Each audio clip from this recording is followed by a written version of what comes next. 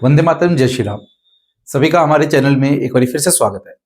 तो आज हम chapter number 11 dual nature of matter and radiation में एक्सरसाइज क्वेश्चन की बात करेंगे। तो आपके लिए क्वेश्चन नंबर 11.1 एक बार रीड कर लेते हैं। Find the A part maximum frequency and B part minimum wavelength of X rays produced by 30 kV electrons. ठीक है, तो आपको क्या क्या गिवन है एक बार हम वो लिख लेते हैं, फिर समझते हैं कि इन क्वेश्चंस को किस तरीके से हमने शुरू करना है। ठीक है, आपके पास गिवन क्या है? क्वेश्चन नंबर 11.1 आपके पास 30 केवी की वोल्टेज गिवन है। V इज इक्वल टू 30 केवी। ठीक है, और पूछा क्या हुआ है कि अगर इतने वोल्टेज पे इलेक्ट्रॉन्स एग्जिस्ट कर रहे हैं तो उसकी फ्रीक्वेंसी और वेवलेंथ कितनी होनी चाहिए। ए पार्ट पूछा हुआ है कि फ्रीक्वेंसी की क्या वैल्यू है, बी पार्ट पूछा हुआ है वेवलेंथ की क्या वैल्यू है। इस चीज का जरूर ध्यान रखिएगा कि जो एनर्जी का एक्सप्रेशन है E is equal to H nu, उसमें जितनी ज्यादा फ्रीक्वेंसी होगी उतनी ज्यादा एनर्जी रहेगी। सिमिलरली जितनी कम वेवलेंथ रहेगी उतनी ही ज्यादा फ्रीक्वेंसी होगी, उतनी ही ज्यादा एनर्जी होगी। तो दोनों ये आपस में रिलेटेड है। ठीक है, अच्छा अब हमारे पास क्या है, अगर हम एनर्जी की टर्म्स में बात करें तो जो हमें एनर्जी गिवन है वो कितनी गिवन है, 30,000 वोल्ट। ठीक है, 30,000 वोल्ट की एनर्जी है। अब अगर इस वोल्टेज को हमें काइनेटिक एनर्जी जूल्स की फॉर्मेट में कन्वर्ट करना है, जूल्स में कन्वर्ट करना है, तो इसी एनर्जी को क्या मैं इस तरीके से लिख सकता हूं, E is equal to 30,000 into 1.6 into 10⁻⁻19 represent कर सकते हैं। तो अगर मैं थोड़ा सा इसको सॉल्व करता हूं तो E is equal to 3 into 1.6 into 10⁻⁻15 joule. हमने सिंपली क्या किया, जो वोल्टेज हमें गिवन थी उस वोल्टेज को वोल्ट यूनिट से हमने कन्वर्ट करके किस यूनिट में कन्वर्ट कर दिया, जूल्स के यूनिट में कन्वर्ट कर दिया। ऐसा क्यों करना पड़ा, क्योंकि यहां पे हमारे पास जो एक्सप्रेशन यूज होने वाला है E is equal to H nu, जिसमें H आपके पास प्लैंक्स कांस्टेंट है, न्यू फ्रीक्वेंसी है, E एनर्जी है। यहाँ पे जो एनर्जी का यूनिट है वो जूल्स में है। ठीक है, तो इसको मल्टीप्लाई करके सॉल्व करके देख लेते हैं। E इज इक्वल टू कितना आ जाएगा, 4.8 इंटू 10⁻⁻15 जूल्स। ठीक है, अब हमें पता है कि जो एनर्जी का एक्सप्रेशन है फ्रीक्वेंसी की टर्म में, तो वो किसके बराबर है, E is equal to H nu. तो E is equal to H nu, equation 1 ये इक्वेशन 2, दोनों को आपस में कंपेयर कर लो। तो 4.8 into 10⁻⁻15 is equal to, H की जगह क्या लिख दूंगा, प्लैंक्स कांस्टेंट की वैल्यू गिवन होती है, आपको याद भी रखनी चाहिए, 6.6 इंटू 10⁻34 इंटू न्यू। अब क्या क्या चीजें यहां पे कैंसिल आउट होती है मैथमेटिकली, इसको देख लेते हैं। ये पॉइंट से पॉइंट वाला पार्ट कैंसिल हो गया, ये 15 पूरा कट जाएगा। इसमें से अगर 15 कट के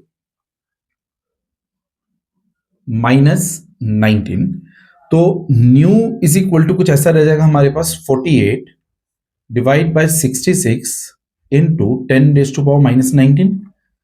new is equal to 48 by 66 into 10⁻19, ये रिजल्ट बन जाता है।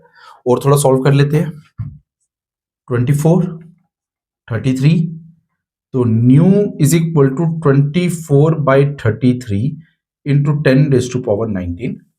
यहां पे कंटिन्यू कर रहा हूं। तो इसको अगर सॉल्व करना है तो क्या मैं न्यू को 240 डिवाइड बाय 33 इंटू 10⁻18 ऐसे लिख सकता हूं, बिल्कुल लिख सकता हूं। जब इसको सॉल्व करेंगे, इसको डिवाइड करेंगे, तो न्यू की वैल्यू आ जाएगी 7.27 इंटू 10⁻18 हर्ट्ज। ये आपके पास फर्स्ट पार्ट था जो पूछ रहा था कि अगर आप 30 केवी की वोल्टेज प्रोवाइड करोगे इलेक्ट्रॉन्स को, तो उसमें जो फ्रीक्वेंसी रिलीज होगी तो वो कितनी रहेगी, वो कितनी फ्रीक्वेंसी रहने वाली है, 7.27 इंटू 10⁻18 हर्ट्ज। और ये एक्सरे स्पेक्ट्रम की ही फ्रीक्वेंसी की रेंज है। सिमिलरली वो यहां से क्वेश्चन को कंटिन्यू करके बी पार्ट में लेके जाता है। ये आपके पास ए पार्ट था कि मिनिमम वेवलेंथ कितनी होगी। ठीक है, ध्यान रखिएगा, nu is equal to C by lambda. ये फ्रीक्वेंसी और वेवलेंथ के बीच का रिलेशन है, nu is equal to C by lambda, जिसमें सी को क्या रिप्रेजेंट किया जाता है, स्पीड ऑफ लाइट के साथ। तो न्यू की वैल्यू हमें पता है कितनी है, 7.27 इंटू 10⁻18। सी की वैल्यू होती है 3 इंटू 10⁸ डिवाइड बाय लैम्डा।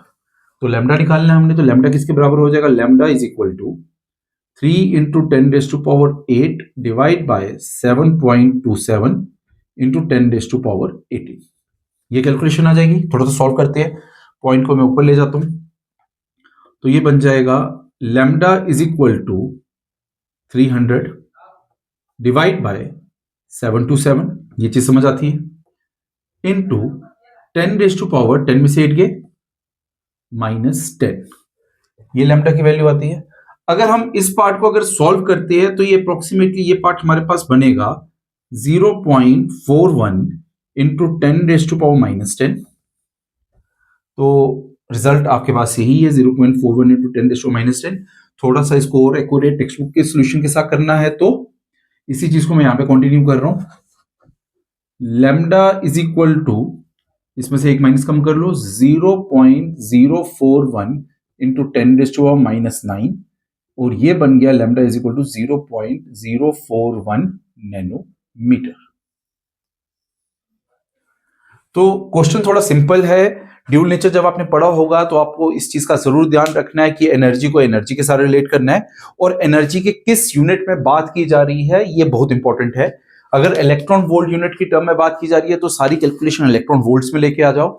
अगर जूल्स की टर्म में बात की जा रही है तो सारी कैलकुलेशन जूल्स में लेके आ जाओ।